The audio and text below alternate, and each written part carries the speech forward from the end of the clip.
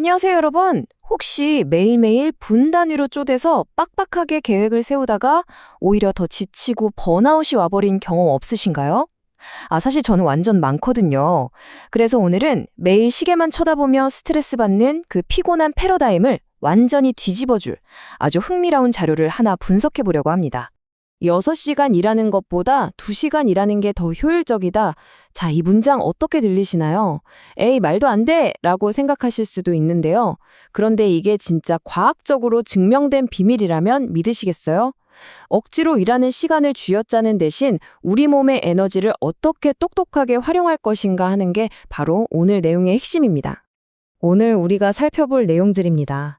기존 시간 관리의 한계부터 시작해서 우리 몸의 생물학적 리듬, 피크타임 찾기, 그리고 그 지긋지긋한 오후 슬럼프의 비밀, 마지막으로 이걸 일상에 어떻게 적용할지 구체적인 솔루션까지 쭉 한번 훑어볼게요.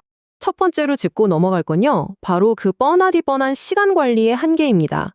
매일 하루 8시간씩 책상에 딱 붙어서 쉬지 않고 일해야 한다는 그 오래된 강박, 이제는 정말 버릴 때가 됐거든요. 우리가 익숙하게 해오던 시간 관리랑 오늘 말씀드릴 에너지 관리를 살짝 비교해 볼까요? 기존의 시간 관리는 우리 몸 상태는 완전히 무시한 채 그저 하루 24시간을 분 단위로 기계처럼 쪼개는 거예요. 반면에 에너지 관리는 내 컨디션, 즉 생물학적 리듬에 맞춰서 업무를 배치하는 겁니다. 단순히 시간을 기계적으로 자르는 것에는 너무나 명백한 한계가 있다는 거죠. 생각해보세요. 8시간 내내 뇌를 억지로 쥐어짜면서 일하는 거, 그거 사실 우리 뇌를 지치지 않는 기계 취급하는 거랑 똑같잖아요.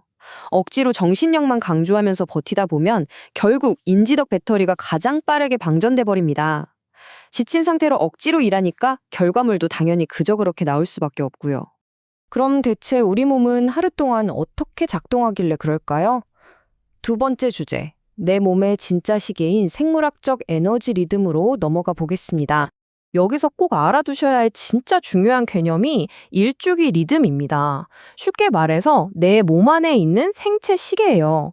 이게 우리 몸의 호르몬, 체온, 에너지 수준을 알아서 조절해 주거든요. 그러니까 우리 뇌는 기계가 아니라 스마트폰 배터리랑 똑같다고 보시면 돼요. 쓰면 닳고 다시 재충전이 필요한 게 아주 당연한 생물학적 현실인 겁니다. 하루 동안 우리의 에너지 흐름을 보면요. 진짜 롤러코스터가 따로 없습니다. 아침에 눈을 뜨고 에너지가 쭉 올라가다가 늦은 오전쯤에 인지 능력이 최고점, 즉 피크를 딱 찍죠. 그러다가 오후 1시에서 4시 사이가 되면 어김없이 뚝 떨어지는 슬럼프가 오고요. 저녁엔 서서히 방전됩니다. 다들 매일 겪고 계시죠? 자, 그럼 가장 흥미로운 부분으로 가볼까요? 이 생물학적 리듬을 똑똑하게 활용해서 최대의 결과를 뽑아내는 방법입니다. 화면에 보이는 이 80%라는 엄청난 수치를 한번 주목해 주세요. 자료에 따르면요, 에너지가 꽉 차 있는 이 피크 타임에 딱 집중해서 일할 경우 평소에 6시간 동안 끙끙대며 할 일의 무려 80%를 단 2시간 만에 끝낼 수 있다고 합니다. 에너지가 집중된 이 시간의 파급력이 진짜 이 정도로 어마어마한 거예요. 그래서 오늘 설명의 가장 중요한 황금률을 하나 말씀드릴게요. 바로 내 에너지의 업무 난이도를 맞춰라입니다. 머리가 제일 팽팽 돌아가는 고에너지 시간대에는 가장 어렵고 복잡한 일을 배치하시고요. 반대로 에너지가 바닥일 때는 단순하고 지루한 업무를 처리하는 겁니다. 내 몸의 배터리 잔량에 업무를 딱 맞추는 아주 훌륭한 전략이죠. 그런데 반대로 에너지가 바닥을 칠 때는 어떨까요? 우리가 매일 겪는 그 지옥 같은 시간, 오후 슬럼프의 비밀을 파헤쳐 보겠습니다. 여러분은 어떠신가요? 왜 항상 오후 2시쯤만 되면 밥 먹고 식곤증 온 것처럼 눈꺼풀이 천근만근 무거워지고 방전이 들까요? 이 아주 익숙하고도 뼈 때리는 질문에 대한 과학적인 해답, 지금 바로 공개합니다. 여기서 제일 중요한 포인트는요. 이 오후의 피로감이 여러분의 의지가 부족하거나 열정이 식어서 나타나는 게 절대 아니라는 겁니다. 보통 잠에서 깬 지 한 7시간 정도 지났을 때, 그러니까 보통 오후 1시에서 4시 사이에 우리 몸의 내부 시계에 그냥 그렇게 프로그래밍이 되어 있는 거예요. 내재된 기본 기능이지 절대 여러분의 버그가 아니라는 겁니다. 실제 데이터를 보면 더 소름 돋습니다. 고도로 훈련된 의사 선생님들조차도 의료 실수의 대부분을 바로 이 오후 1시에서 4시 사이에 낸다고 해요. 덴마크 학생들의 대규모 데이터를 봐도 늦은 오후에 시험을 볼수록 점수가 시간당 뚝뚝 떨어지고요. 그러니까 여러분, 오후에 좀 집중 안 된다고 자책하실 필요 전혀 없습니다. 의사도 학생도 다 겪는 아주 자연스러운 현상이니까요. 자, 원인을 알았으니 이제 대책을 세워야겠죠. 이 과학적 이론을 우리 일상에 바로 써먹을 수 있는 실행 솔루션으로 넘어가 보겠습니다. 방법은 아주 간단하고 명확합니다. 먼저 딱 일주일만 본인을 상대로 실험을 해보세요.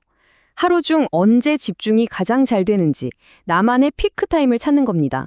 찾았다면 그 시간만큼은 폰도 멀리 치워두고 깊은 몰입, 즉 디워크를 위해 철저하게 방어하는 거예요. 그리고 뇌를 별로 안 써도 되는 잡무들은 과감하게 오후 슬럼프 시간으로 밀어두는 겁니다. 이게 바로 몽롱한 오후 슬럼프를 똑똑하게 생존하는 전술입니다. 머리 쓰지 않고 자동 조종 모드로 할 수 있는 일들, 예를 들면 이메일 답장이나 영수증 정리, 책상 치우기 같은 걸 이 시간대에 몰아넣는 거예요. 이렇게 하면 아까 말씀드린 오전의 그 소중하고 에너지 넘치는 피크 타임을 전혀 낭비하지 않고 온전히 지켜낼 수 있거든요. 그리고 제대로 쉬는 것도 진짜 중요합니다. 쉴 때는 제발 일 생각 좀 완전히 끄시고요. 단 5분이라도 일어나서 걷고 밖으로 나가서 햇빛을 받으세요. 기억하세요. 휴식은 시간 낭비나 게으름 피우는 게 절대 아닙니다. 다가올 다음 에너지 피크 타임을 맞이하기 위해 우리 몸에 생물학적으로 반드시 필요한 재충전 과정이에요. 자, 오늘 내용에서 가장 핵심이 되는 결론은 바로 이겁니다. 얼마나 오래 책상에 앉아 있었느냐 보다 내 에너지를 얼마나 질 높게 썼느냐가 훨씬 중요하다는 사실. 진정한 생산성은 내 몸을 거스르며 무식하게 버티는 게 아니라 우리의 자연스러운 리듬에 올라타서 훨씬 더 똑똑하게 일하는 겁니다. 마지막으로 여러분께 질문 하나 던져볼게요. 앞으로도 계속해서 시계만 쳐다보며 숨막히게 시간을 관리하시겠습니까? 아니면 오늘부터 여러분의 에너지를 완벽하게 마스터하시겠습니까? 오늘 분석해드린 이 자료가 여러분의 일하는 패러다임을 싹 바꿔놓는 강력한 계기가 되길 바라면서 오늘 설명은 여기서 마치겠습니다. 끝까지 함께 해주셔서 정말 감사합니다.